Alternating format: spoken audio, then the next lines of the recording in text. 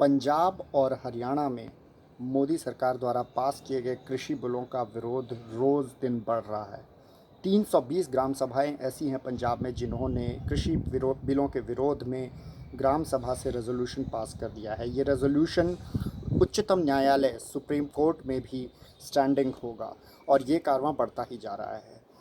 लेकिन इसके मुकाबले अगर हम देखें कि यदि आप पंजाब या हरियाणा से बिलोंग नहीं करते हैं, आप भले ही किसी उत्तराखंड, हिमाचल प्रदेश, उत्तर प्रदेश, मध्य प्रदेश, राजस्थान, गुजरात, महाराष्ट्र, उड़ीसा, झारखंड, छत्तीसगढ़, बंगाल, बिहार, असम, कर्नाटक, तमिलनाडु, तेलंगाना, आंध्र प्रदेश आदि से आप बिलोंग करते हैं, तो आप देखेंगे कि वहाँ पर किसानों का कोई विरोध उठता हुआ नहीं दिख रहा है। क्या वहाँ किसान नहीं रहते या वहाँ के किसानों को फ़ायदा हो रहा है जबकि पंजाब हरियाणा के किसानों को नुकसान हो रहा है? ऐसा नहीं है।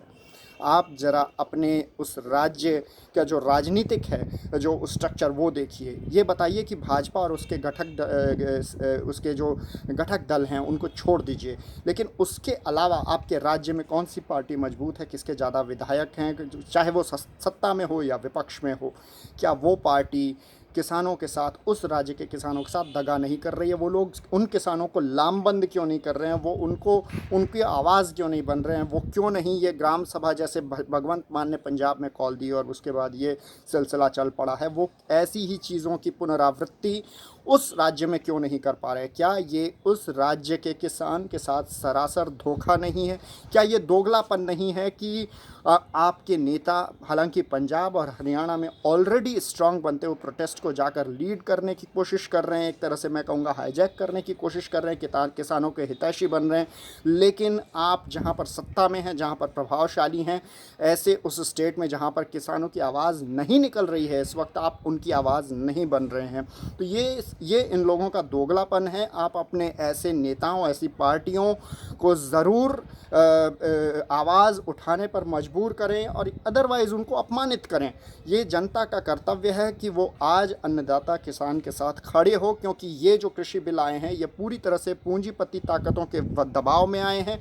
देश की अर्थव्यवस्था, कृषि अर्थव्यवस्था, ग्रामीण अर्थव्यवस्था को पूरी तरह से हाईजैक कर लेने और देश को महंगाई में सर से लेकर पांव तक डुबा देने की साजिश है।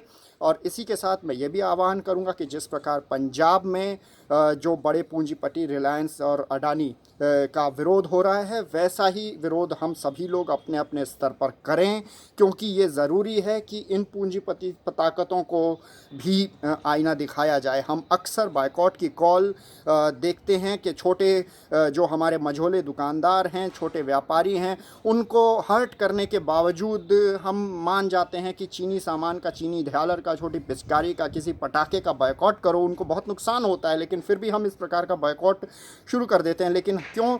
जब बड़ी पूंजीपति ताकतों के पंजे से, शिकंजे से देश को बचाने की बात आती है तो हम पीछे हट जाते हैं। इसलिए हमें इस बायकॉट को भी आगे बढ़ाना चाहिए और हमें अपने किसानों और अपने ग्रामीण भारत, बल्कि अपने बारे में सोचना चाहिए। इस कृषि बिल को किसी भी तरह से वापस लिए जाने के लिए मजबूर किया जाना चाहिए, क्योंकि मात्र पंजाब हरियाणा का किसान कितना भी विरोध कर ले, मोदी सरकार इसको वापस नहीं लेगी। पूरे देश के किसान को, पूरे देश के आमजन को इसके विरोध में खड़ा होना पड़ेगा।